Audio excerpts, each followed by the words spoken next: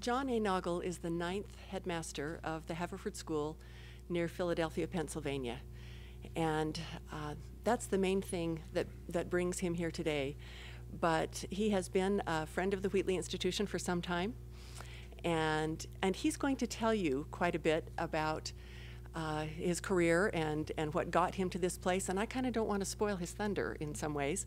I'd like him to get to tell you his way about that. But I will say that he is well schooled himself. He went to West Point and had a distinguished 20-year career as an Army officer in Operation Desert Storm and Operation Iraqi Freedom.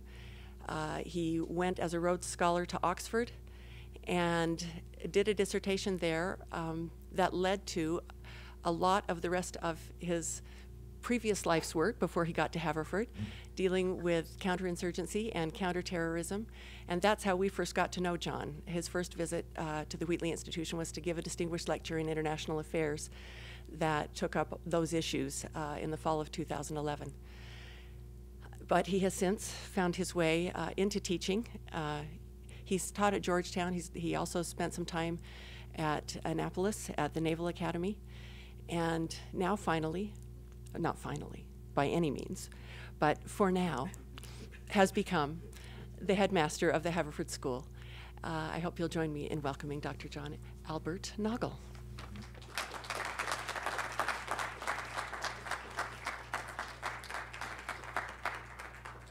So I don't know how many of you caught that at the end. Emily called me Albert. The only person on the planet who calls me Albert is my mother, and then only when I've been really, really bad and I'm in big trouble. So I'm a little traumatized right now with that opening. Also, Emily also said finally he arrived at the Haverford School, and so Emily has just finished me off. I can't go on any further in my career. I'm stuck there, which I think my board would be happy with, but we'll find out. I've got a board meeting March 7th, and I'll let you know. I will certainly let them know that BYU and the Wheatley Institution have decided that I'm staying there for a while. It's actually something I hope I'll get to do, and I hope you'll understand why after I talk to you a little bit. So great to be back at BYU, great to be back at Wheatley, great to have the opportunity to talk with all of you a little bit this afternoon about something I care very deeply about educating the next generation of young people. I think that that's a civic responsibility, a moral responsibility that my generation do that, create a cadre of young people who care deeply about their planet. We've been talking about climate change a little bit, and the fact that I didn't bring skis with me on this trip to Salt Lake City in February, and that was a good decision because there's no snow in Salt Lake City this February, and that's a real problem. This is not, it's beautiful outside, but God did not intend it to be 60 degrees in Provo in February. And so I think we need to be good stewards of our planet. We need to be good stewards of our youth. We need to educate and train them in ways that will cause them to pass on a better planet, a better world to their children in turn. I think that is perhaps the primary responsibility of every generation. And so what I'm going to talk about today I think has great importance. I'm glad that you are interested in being a part of that discussion. Emily gave some indications of how I got here. I think it's safe to say I've had a pretty unusual path to get here, right? So I was a tank platoon leader in Operation Desert Storm, a great little war. We took the Iraqi army from the 4th largest in the world to the 2nd largest in Iraq in a period of just 100 hours. And that experience convinced me that the future of warfare looked not like the tank-on-tank fighting I'd just done, but much more like counterinsurgency and counterterrorism, the kind of fighting the generation before me had done in a place called Vietnam. And having studied counterinsurgency and counterterrorism in some depth, I then had the opportunity to practice it myself for the first time back in Iraq in 2004, and that experience, that enormously difficult experience of fighting an enemy I couldn't see, and leading a group of men and women engaged in very difficult, very dangerous work with no immediately discernible results. That years-long crucible experience, the most difficult experience of my life, convinced me that I was correct, that the future of warfare was going to look more like Iraq in 2004 than like my first war in Iraq in 1991. And that conclusion and that work, the combination of all of that work, led to me helping David Petraeus, General David Petraeus of the Army, General Jim Mattis of the Marine Corps, write the U.S. Army Marine Corps Counterinsurgency Field Manual. And then I left the Army and I ran a defense policy think tank in sort of like Wheatley, but with more of a focus on killing people, and which Wheatley doesn't really spend a lot of time on, I'll be honest with you, right? And on building better societies, which Wheatley does spend a lot of time on, but building better societies in a conflict situation, and spent more time thinking about those very difficult questions of building good societies, stable societies, under fire. And so when I left those positions in that world and accepted a position as the 9th headmaster of the Haverford School just outside Philadelphia, the question I got asked most often was, how bad can those boys be that they need a counterinsurgency and counterterrorism expert to keep an eye on them? I mean, what do you have going on out there in Philly? And in fact, of course, the boys are great, but and the career shift wasn't really as dramatic as it might appear. In between service in both Iraq wars, I taught international relations at West Point. After retiring from the Army, I taught at Georgetown and at the Naval Academy in Annapolis before becoming the 9th headmaster of Haverford. And I'm convinced that teaching the next generation of American thinkers and leaders is just as important as is fighting our enemies on the field of battle, and we've got at least one soldier in the room with us today. And I'm as proud of my service as an educator as I am of my leadership of combat units.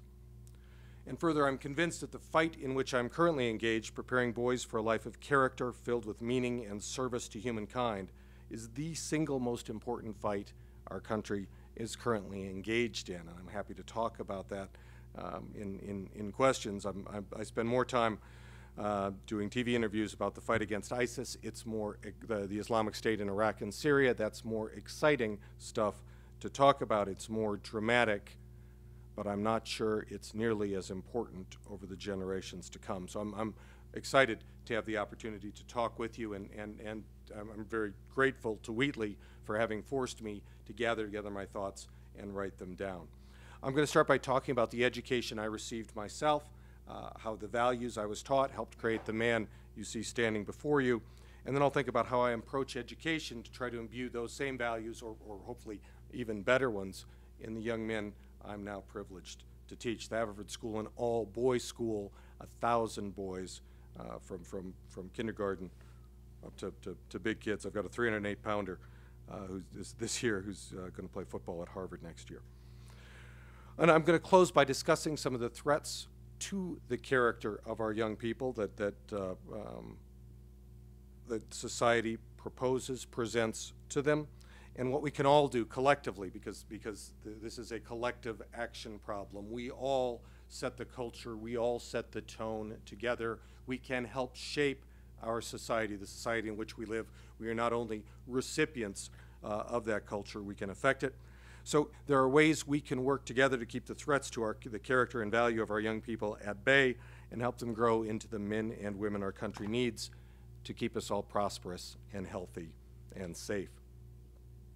I was born on a naval base in California, grew up mostly in Omaha, Nebraska, a place not terribly unlike Provo, actually a very homogeneous place with very Christian values. The nuns at St. James Elementary School focused on discipline first and last and in between, and that approach didn't exactly sing to me, but the Jesuits at Creighton Prep were very, very different. Here for the first time, the love that is at the very heart of Christianity revealed itself to me through the good work of men who had devoted their entire lives to the service of others. Creighton Prep attempted to instill the same commitment in the lives of the young men it taught, creating what the Jesuits called men for others. And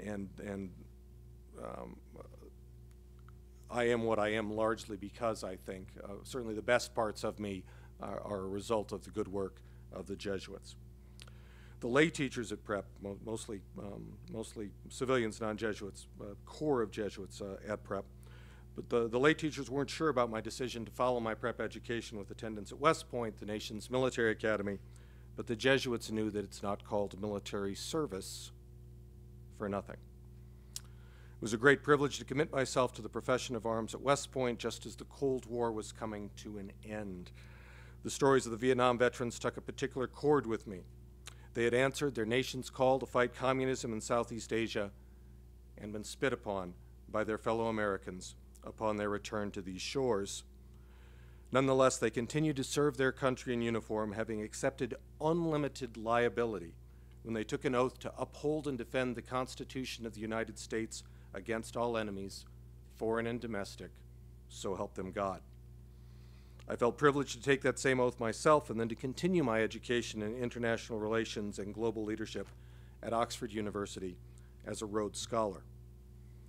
In addition to providing a sound moral base on which to make every future decision, following West Point's core precepts of duty, honor, and country, West Point had shown me how to find the answer to almost every conceivable question, whether in the natural and physical sciences, history, literature, or my own field of political science. This was an education for men and women who were likely to be severely tested by hunger, hardship, and enemy action, whose fellow soldiers had to be able to trust them to do their duty to the fullest, to be honest and true in their reports, to kill, and if necessary, to die for their country and for her citizens. It was a serious place. Oxford was not so much. It's an Alice in Wonderland kind of place. I don't know how many of you had the opportunity to be there. It's probably not surprising that Oxford is an Alice in Wonderland kind of place. Alice, the real Alice, was in fact the daughter of the dean of Christ Church College, Oxford. And if West Point focused on results, character under pressure, and getting the right answer quickly to any question that was posed, Oxford provided the luxury of time and comfort in order to contemplate which questions were worth answering. The combination of the two approaches was close to perfect if the objective of an education is to give someone the tools required for real leadership.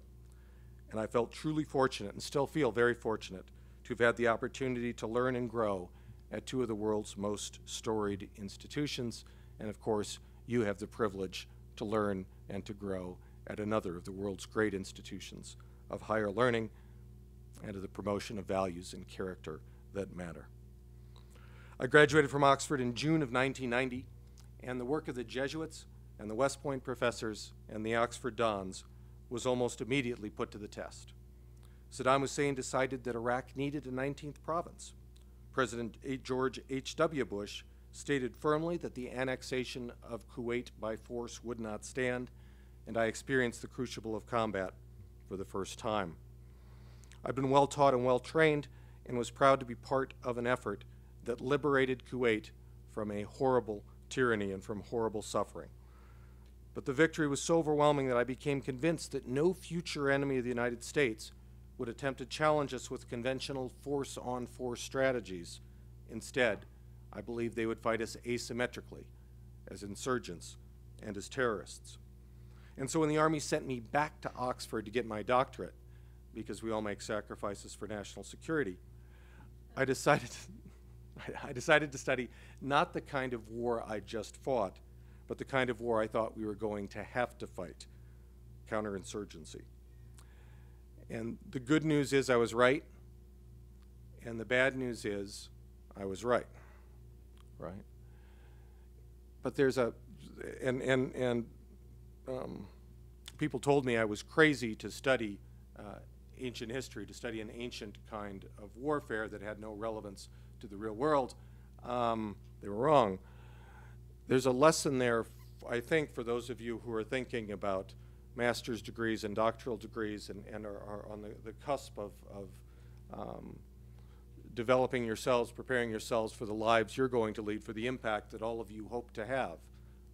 And I'm going to quote the great Wayne Gretzky, wonderful hockey player, right, who was asked why he was so good. And he said, it's because he didn't skate to where the puck was, he skated to where the puck was going to be. Right? And so as you look forward, as you plan your lives, where is the puck going to be in your life?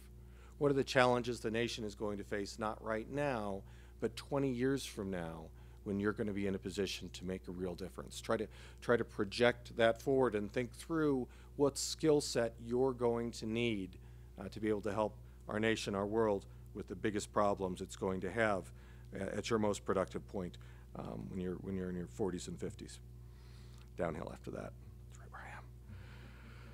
Ugly, tough. Okay, so speaking of tough, counterinsurgency, a dirty, nasty, grinding kind of war. It demands very strong moral values and moral courage from those forced to fight it. And all the good work of the Jesuits and the West Pointers and the Oxford Dons was put to the test after September 11th, when I was sent to Al Anbar province of Iraq to fight a counterinsurgency campaign for the very first time.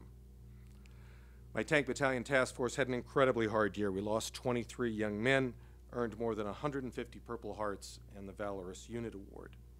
Worse, at the end of our year of constant fighting, we were no closer to building a stable, democratic Iraq than we'd been when we started, and arguably, despite the hard work of so many, we'd gone in the wrong direction. The story of what came next, my efforts in conjunction with those of a number of my friends and mentors to change the way the American military thought about and conducted modern warfare, are the subject of my talk tomorrow, right here, same bat time, same bat channel.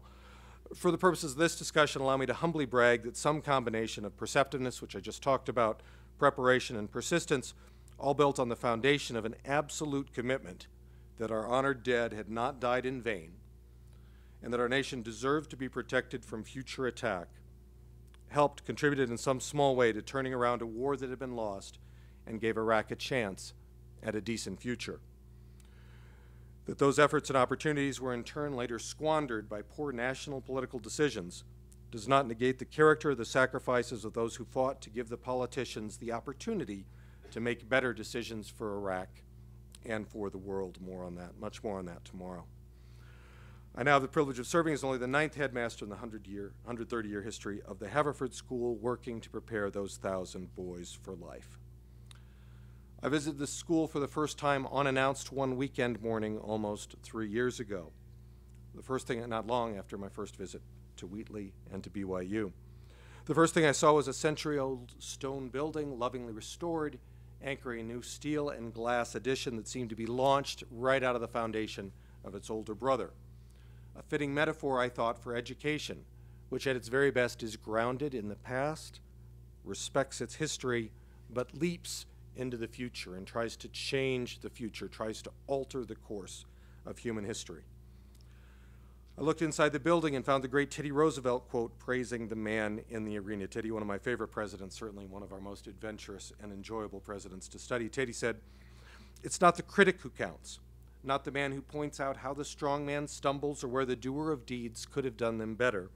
The credit belongs to the man who is actually in the arena, whose face is marred by dust and sweat and blood, who strives valiantly, who errs, who comes short again and again, because there is no effort without error and shortcoming, but who does actually strive to do the deeds, who knows great enthusiasms, the great devotions, who spends himself in a worthy cause."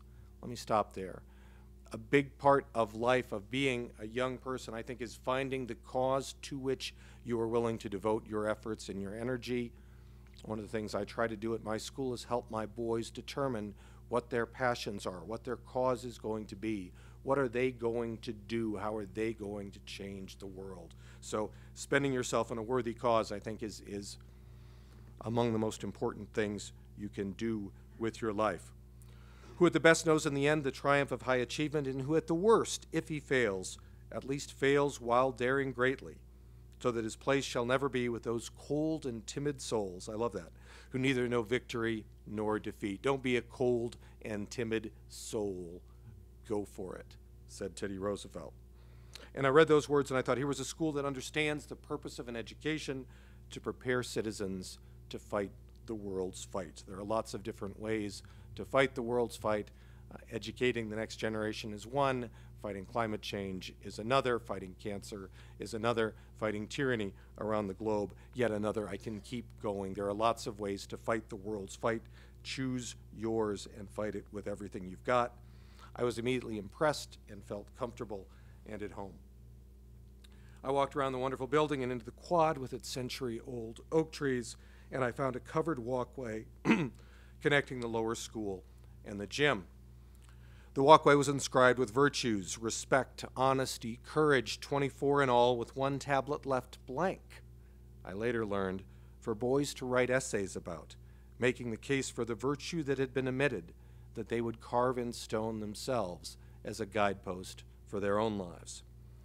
This was a place, I thought, that knew what it stood for and was not ashamed to proclaim its adherence to virtues of which Aristotle would have approved.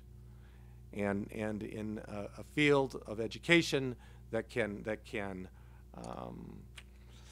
shift with the breezes, it seems, and chase fads, there is very little we do, I think, that really matters, that Aristotle would not have known and understood, and that Aristotle would not have approved of.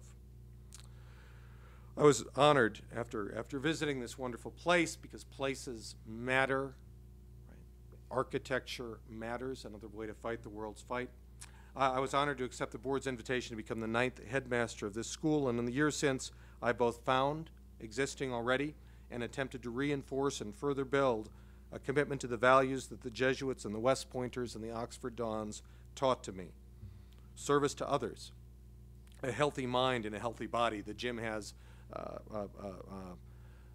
mens raza in a strong mind and a strong body in Latin. I'm sorry, my Latin has left me. The Jesuits would be deeply hurt.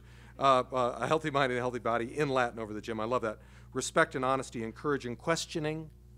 Right? One of the things that Oxford gave me, ask the question, is what we're doing right? Can we do it better? Always seeking the path to the truth and to justice and to the good life, a life lived for those around us. I have found and reinforced a commitment to excellence in academics and athletics and the arts, to winning the right way or to losing while accepting responsibility for one's failings, for sometimes we learn more from losing than from winning. And I work every day to prove myself worthy of the trust that has been placed in me to safeguard this wonderful school, to select as students the very best boys who will bring honor to its long history and traditions, to hire teachers and staff who are committed to its mission of preparing boys for life. That is a challenging task. It's getting more challenging every day, and Wheatley is doing good work in this area. The miracle of the internet has made communication faster and more anonymous, with unsettling and sometimes disturbing results. I'm talking to you, Yik Yak. The scourge of teen alcohol and drug abuse has been accelerated and enabled by the irresponsible movement toward legalization of marijuana in this country, a disaster for our youth, a disaster for their brain development, a disaster for us all. And my boys are growing up in a society that glamorizes the acquisition of things and promotes instant gratification, but does not properly publicly value the virtues of hard work and perseverance and teamwork. But at the Haverford School, at least, we attempt to do so. We work to development of character in the classroom and on stage and in the studio and on the field and in the weight room. We value the service of our faculty who teach boys in the classroom, coach them on a field or a court or the river, supervise their play at recess or in the quad, monitor their discussions in the lunchroom, direct their singing and acting and playing. We applaud the work they do every day to help the boys learn and grow in wisdom and in strength as they progress from boyhood to manhood, and I'm deeply proud and honored to be a part of this team doing that good work. Earlier this week, we celebrated President's Day, remembering two great Americans, George Washington, who created this country from whole cloth, an extraordinary military and political leader, and Abraham Lincoln, my own favorite president, who fought to make all Americans free. And I hope and believe every day that the boys we coach and teach and mentor today, and the sons and daughters, the boys and girls, the young men and women who learn and who teach here at BYU, will in the fullness of time become better men and women who will do more for each other and for America because of our efforts and our example. I thank all of you for your interest in and adherence to these important tasks. I am excited for the young people in this room, that you find your own missions, your own dreams, that you find the way that you are going to fight the world's fight, and I look forward to your questions.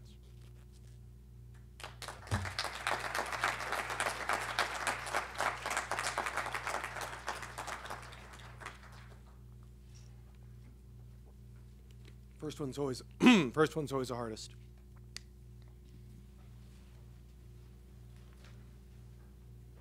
Brave man.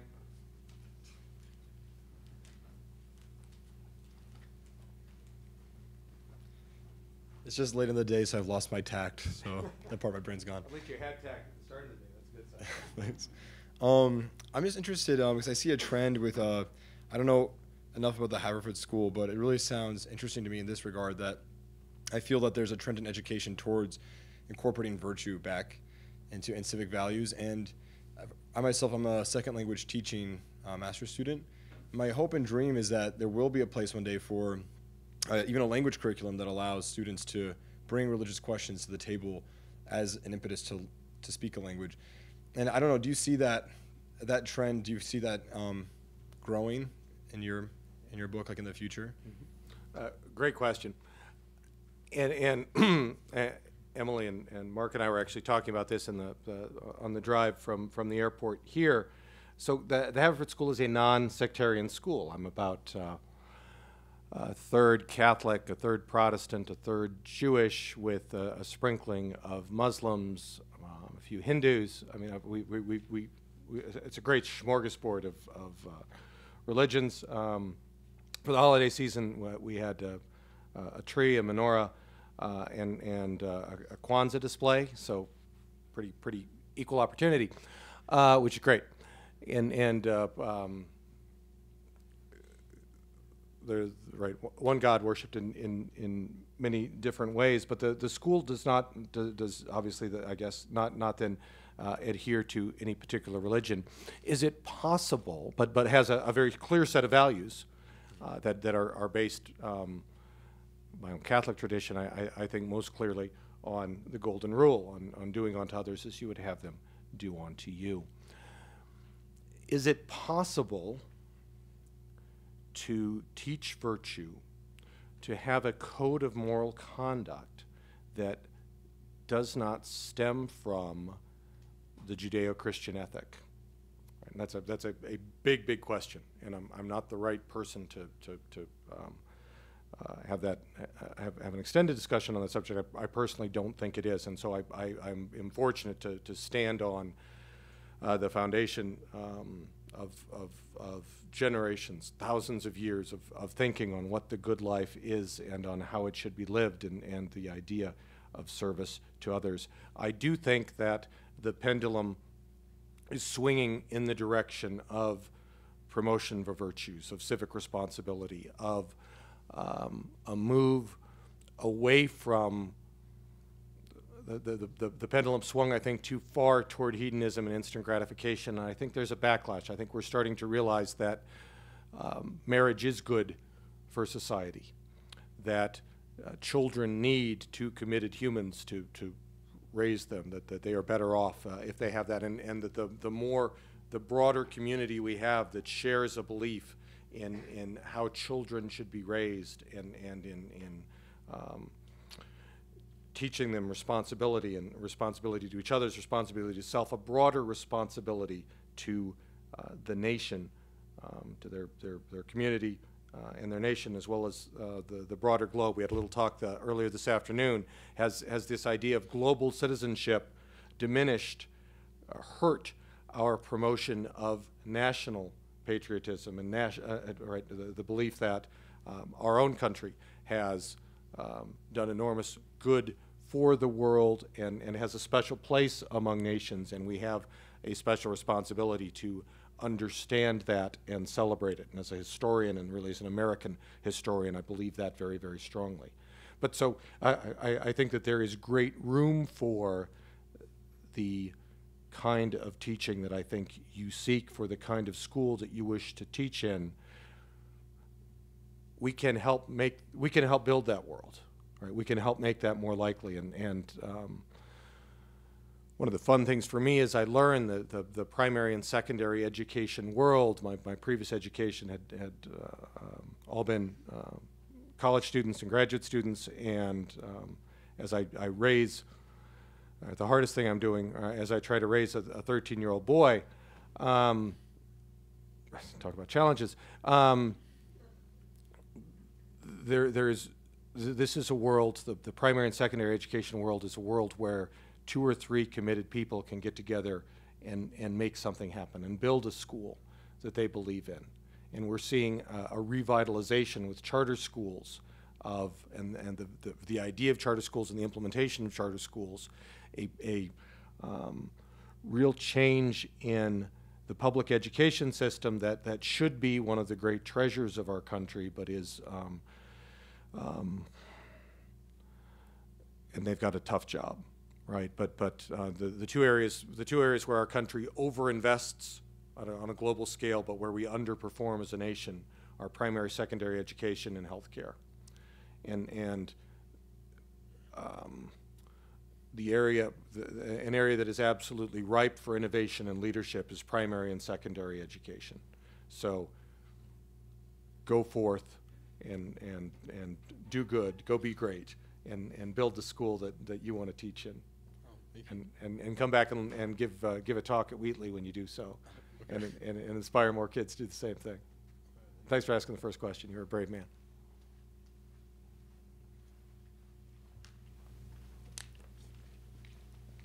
Good afternoon. So you describe your experiences with 4 different kinds of educational systems, from your traditional Catholic in your youth to the Jesuit and West Point and Oxford. Different variations of kind of the discipline versus the kind of freedom you maybe found at Oxford.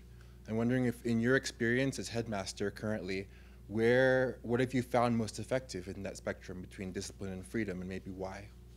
Why is that effective? And there is there's something wonderful about the fact that our academic area of study, as we specialize, is called a discipline. Right, and ultimately you start with back to parenting. Right, you hope that by starting with discipline, by setting clear standards and enforcing them. So I run a boys' school. We read Lord of the Flies. In my boys' school, all of our 9th graders read Lord of the Flies. Lord of the Flies is, of course, a documentary. Right, in the absence of adults. Boys will revert to the lowest common denominator, and the lowest common denominator of 15-year-old boys is very low. The only thing worse on the planet is 13-year-old girls. So right, in the early years, the humans, little humans created by God, have no moral, with some help from other humans, have no moral compass whatsoever, and they need great supervision and a real focus on discipline. And so the nuns, I'm still traumatized, deeply traumatized, obviously, by the experience, but they instilled the discipline early, and gradually, and then completely when I got to Oxford, the reins were released, and I had acquired the discipline myself. And that, I think, is one of the big purposes of an education. It was Bill McRaven, Admiral Bill McRaven, who was the commander of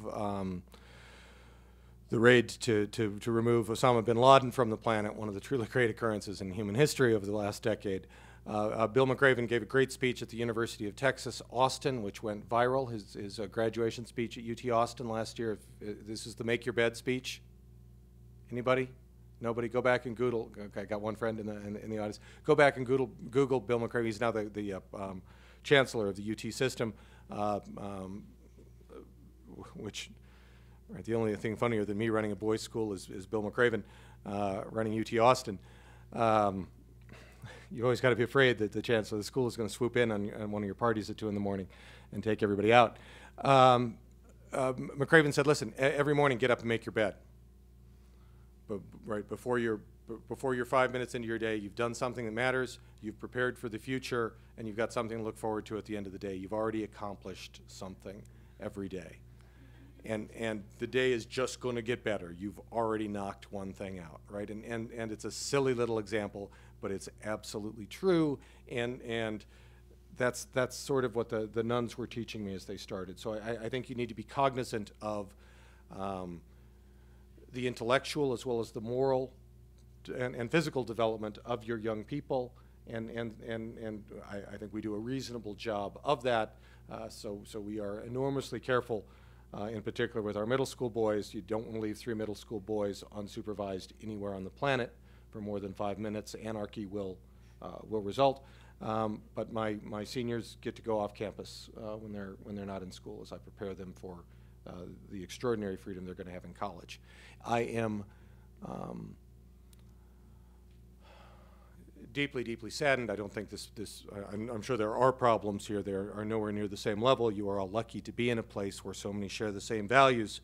But I had a young man graduate last year. He wanted to go to UVA, University of Virginia, since he was eensy-weensy. He was accepted to UVA. His mom talked to me this summer. 2 weeks into UVA, to the new semester at UVA, he called her and said he was leaving and coming home. And she asked why. Pretty surprised, pretty upset about the tuition checks. And he said, every night since I got here, I've had to intervene to keep one of my friends from dying. Right. He was acting as an EMT, right, as his friends, new friends, discovered that alcohol is a dangerous thing. And that's happening at UVA, which is one of the truly great schools, Thomas Jefferson, Mr. Jefferson's University, right? One of the truly great schools in this nation. I was privileged to be there a couple of weeks ago and to give a talk. But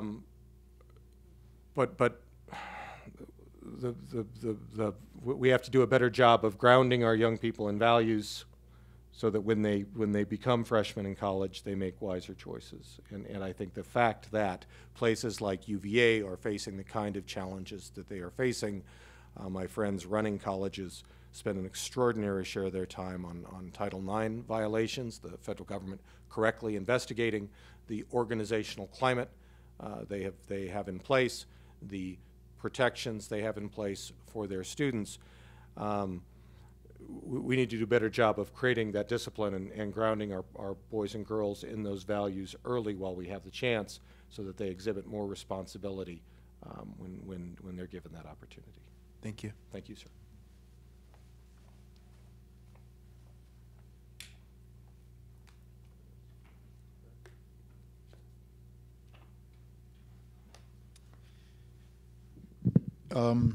Fred Axelgard, associated with the Wheatley Institution. Welcome back, John.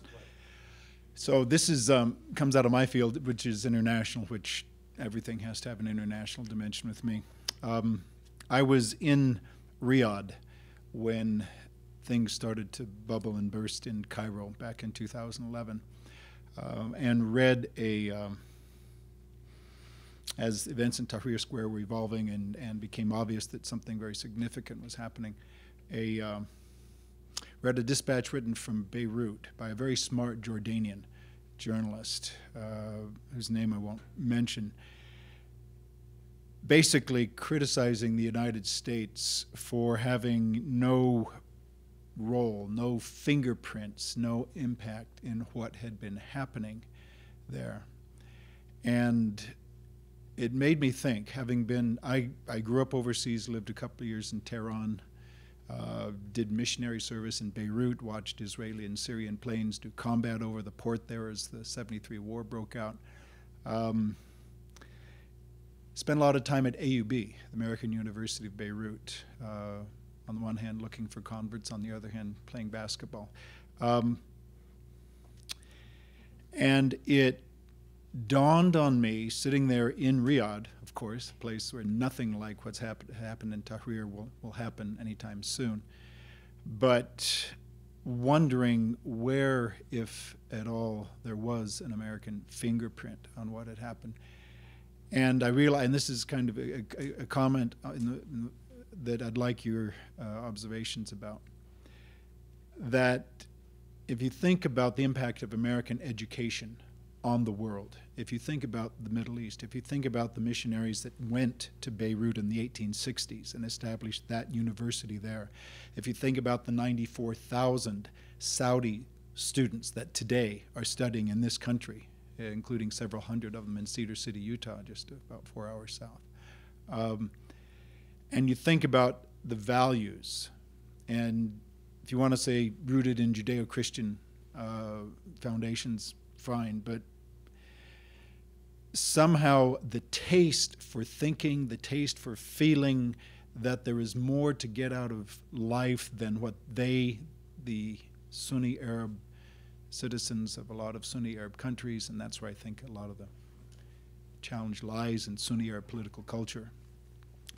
But it suddenly dawned on me that the U.S. had fingerprints all over what had been happening, that deeply ingrained, far more so than you will get through military or economic or social penetration, through government to government or intergovernmental relations. You've had something happening for 150, 160 years between these two cultures, and I know it's more than just two cultures, but the interaction that has happened there led me to think that, wow, what we have to offer in American education, and almost any way we get it across, whether it's here in the States with students coming here, or the American University of Sharjah, the American University of Kuwait, Dubai Secondary School, whatever, that we have a lot to offer that really does resonate deeply. And we may not see the resolution of this impact, but boy, we have started something. I think that 150 years from now, looking back, ISIS will be not even a speck in a blizzard. But the decision made by a group of tens and hundreds of thousands of young people to take hold of their own future based on what I believe were American educational values that we didn't even realize maybe we were conveying, will have proven a very important turning point. Anyway, long question or comment, if you'd care to say anything about that. Fred's very informed question allows me to mention one of the really wonderful impacts of this great university, of the great religion that founded it, and to which so many of its students adhere. The international component of the lives of so many of your students, so many of your religious adherents is an enormous gift to the United States of America, and it's that education informs that question. It also informs the good work of a whole lot of intelligence agents in this great country, and thanks for that. We need those guys. You're really tying together the two talks. A nice bridge with my talk tomorrow. I hope.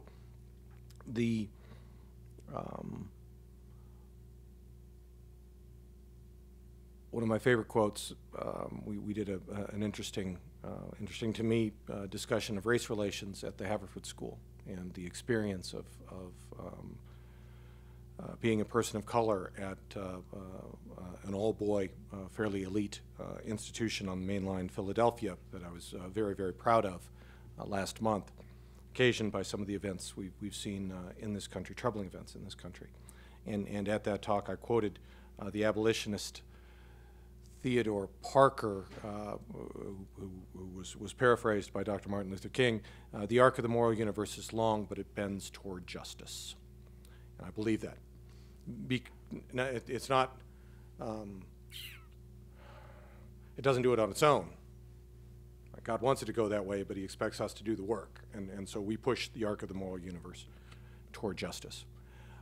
We have been doing that with enormous effectiveness, as your question indicates. And in my own field of international politics, the question I study is warfare and the history of warfare. And in the 20th century, the short 20th century, from 1914 to 1989, historians grouped the First World War and the Second World War together as two parts of the same war. The First War killed 20 million. The global influenza epidemic that followed immediately on its heels was caused or exacerbated by it, killed another 20 million. In World War II, of course, at least 40 million in its turn, and then the long Cold War with the Soviet Union. 20th century, the bloodiest century in world history. And since 1945, global violence has diminished to an extraordinary degree. It doesn't feel like it, because every time a little bomb goes off anywhere, it is replayed endlessly. Of course, we had 4 inches of snow yesterday and out on the East Coast, and in Philadelphia, New York, and CNN declared it a snow apocalypse. So right, the global media does exacerbate and exaggerate the problems we face. But violence as a share of the human condition, human on human violence as a share of the human condition, is less today than it has ever been in human history.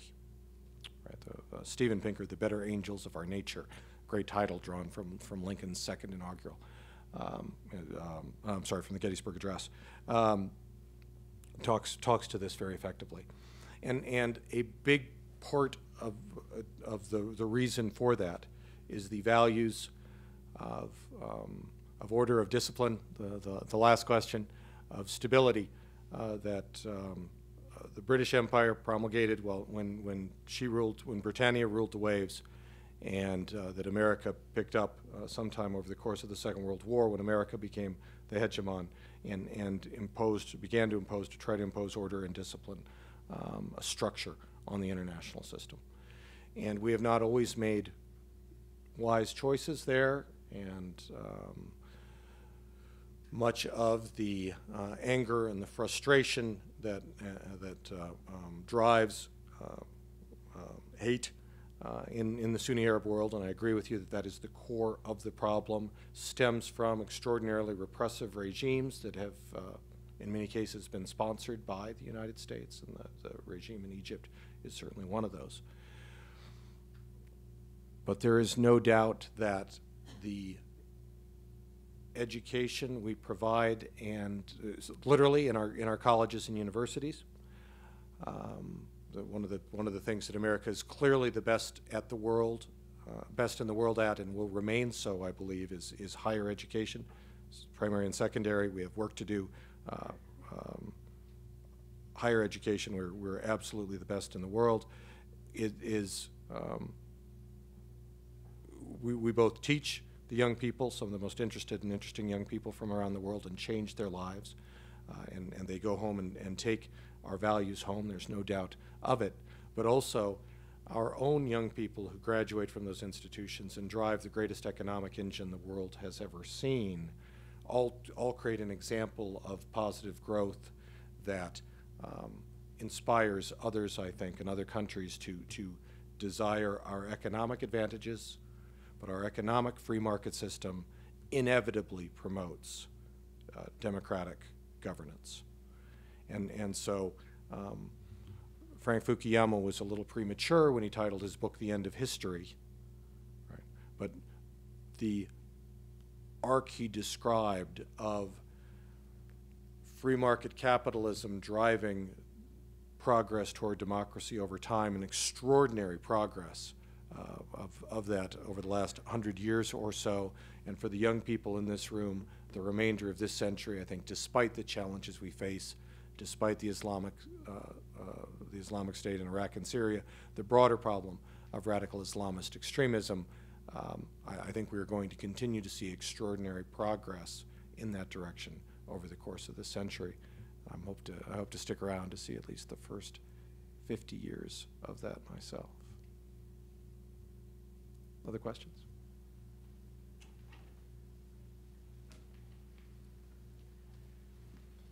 So I was wondering if I could change the flow of the conversation just a little bit here.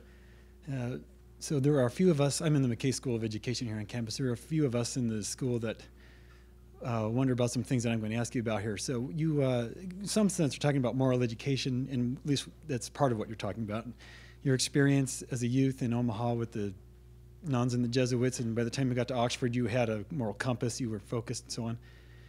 I think it's good and common to think about a kind of a learning or an education that takes us to a moral place.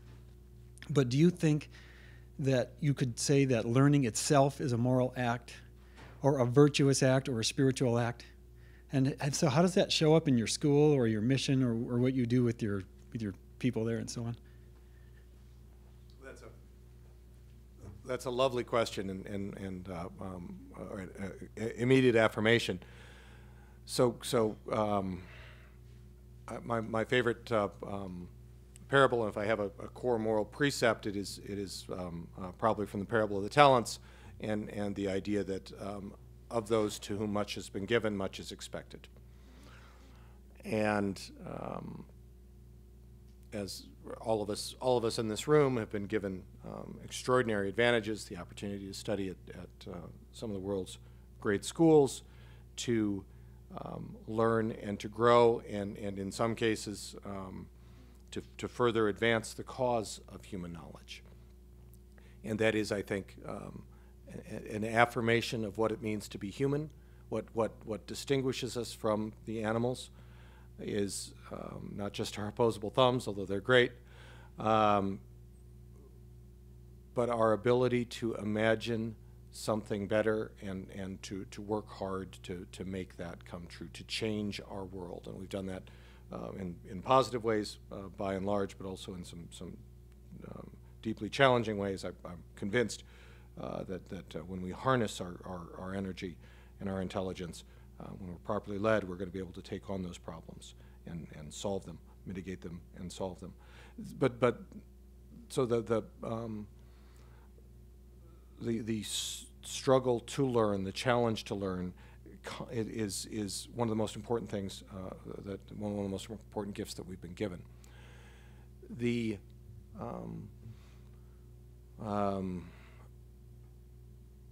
moment of which I'm most proud probably is we've got a man named Bill who delivers mail around the campus. He'd been a maintenance guy, been cleaning classrooms after school, and he did a great job, always very positive. And we had an opening, we promoted him into that role. And so he sees the whole school every day, driving around delivering the mail. And he stopped me in the hallway one day and said, "Every place I go, everyone is happy to be here. There is a palpable sense of joy at this school." And as people who in many cases, I hope, are studying organizational leadership and running institutions and hope to run institutions in days to come, a sense of shared purpose, engaged in good work, engaged in doing the Lord's work, is enormously, and should be enormously affirming, and you should take joy in doing that, and you should feel that you are making use of the talents, literally and metaphorically, that you have been given, and that you are giving back and building a better foundation for the next generation. So we try to live that, to model it, and to respect and appreciate the chance we've been given to do important work and to do it with a song in our hearts. One of the ways I do that is every faculty member has walk-on music. I'm a big baseball fan. Right? And so when I go up to give talks and stuff, my walk-on music plays. It's Aerosmith's Dream On. Very positive message. It's really hard. I'm a classic rock fan. It's really hard to find positive headmasterly messages in modern classic rock songs. And it's one of the fun parts of every year. My student body president, of course, has to have walk-on music. And the first 3 or 4 choices tend not to be terribly appropriate, and we figure it out in time. I was going to go with the Beatles' Revolution 9 because I'm the 9th headmaster of the Haverford School. I don't know how many of you know Revolution 9. It is the most widely seen, heard, experienced piece of conceptual art in human history. It is also way too weird for the Haverford School. But music, right? Music is proof that God wants us to be joyous. We're almost at an end. You were thinking about a question. Called you out, man.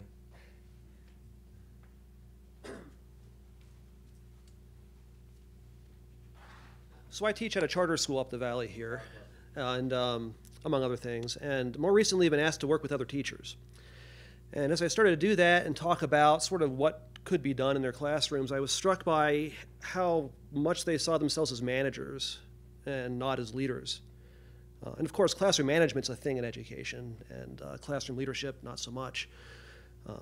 I think what we think it is we're managing is an interesting question. But my question is, what's your experience in encouraging leadership at your school, especially with your teachers? Yeah, great question, and it sounds like experiencing the transition. One of the things that I'm proudest of is we have a series of promotions. You come in and you're a beginning teacher, you become an experienced teacher. Really, it's a due course promotion, just for time served. But we then have 2 other steps on our promotion scale that you have to compete. You have to demonstrate proficiency. You're promoted from beginning teacher to experienced teacher 3 to 5 years. But then beginning at about 8 to 10 years, you can compete for promotion to master teacher. And you have to submit a portfolio. You're evaluated. We evaluate our teachers all the time anyway, coach, teach, and mentor them. More on that in a second. But you're evaluated particularly intensely. You give presentations, and you demonstrate mastery of your craft as a teacher. And master teachers are the bedrock of the school, and you can retire as a master teacher after 35 years of service with honor and distinction, and that's all as it should be. But there is also another level which you can compete for beginning at about 15 years. Most folks who succeed end up doing it about 20 years, and it's a position as a faculty leader. And faculty leaders go beyond the classroom. They see beyond the confines of their room, where, as you suggest correctly, they manage the learning experience, they create joy, they demonstrate mastery of their subject matter, but they are leaders on the faculty. They are cross-discipline leaders. They are the holders of the culture of the school, the organizational culture of the school, and they teach other teachers.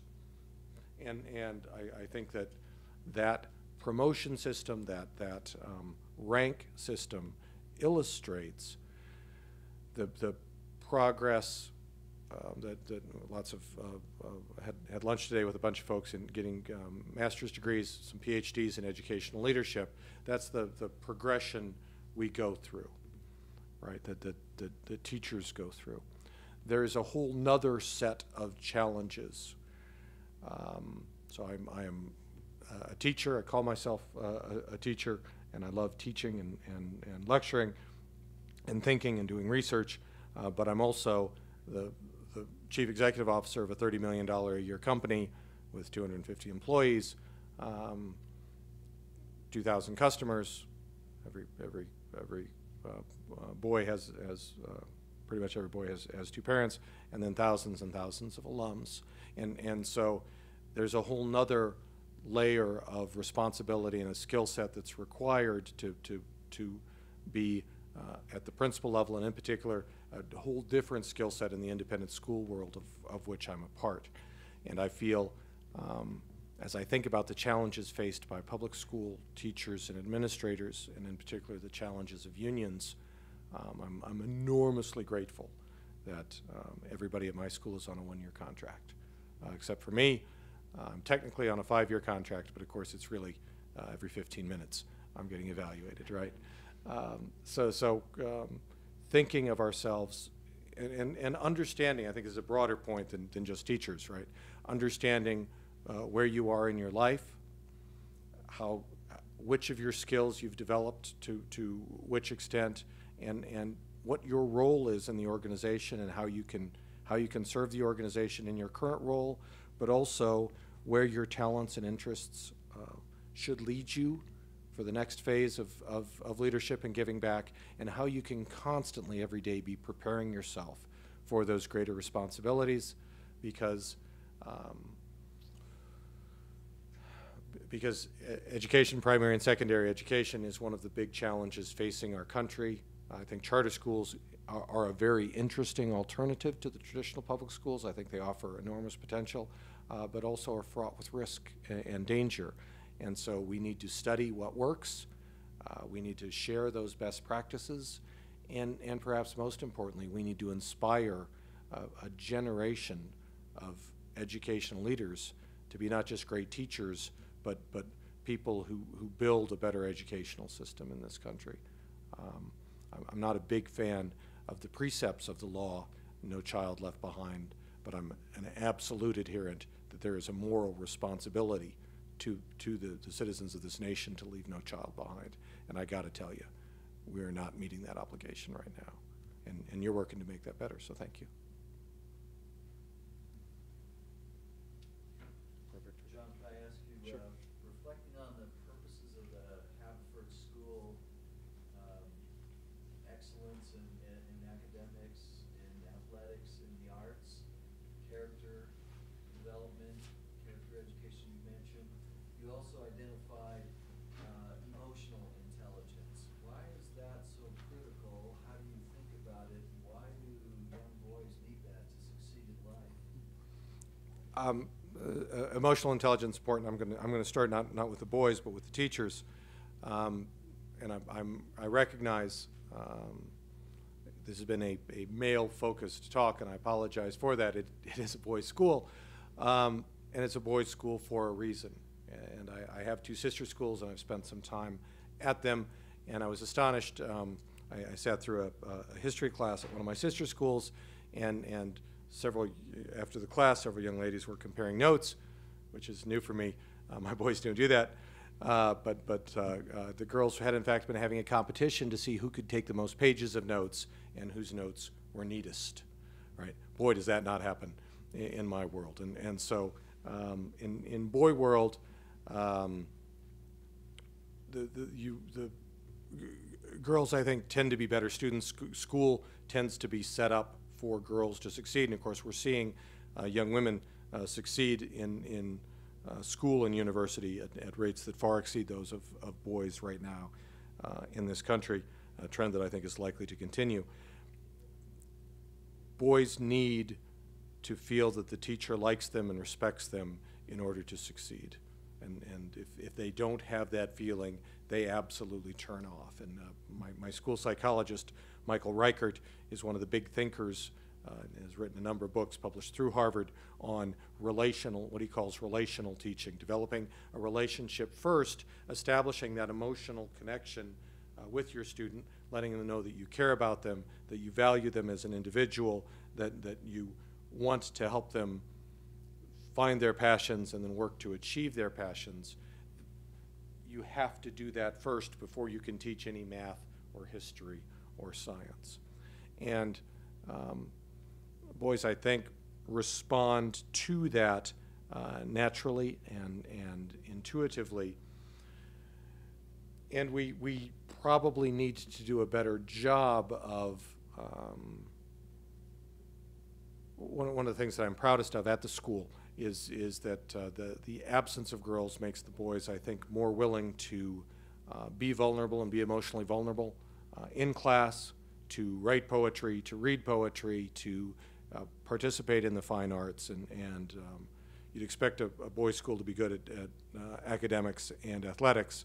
I'm actually proudest of the fact that we're as good at the arts as we were, and in fact a number of the students at my sister schools spend more time in my drama program than they do in their own drama programs. So it's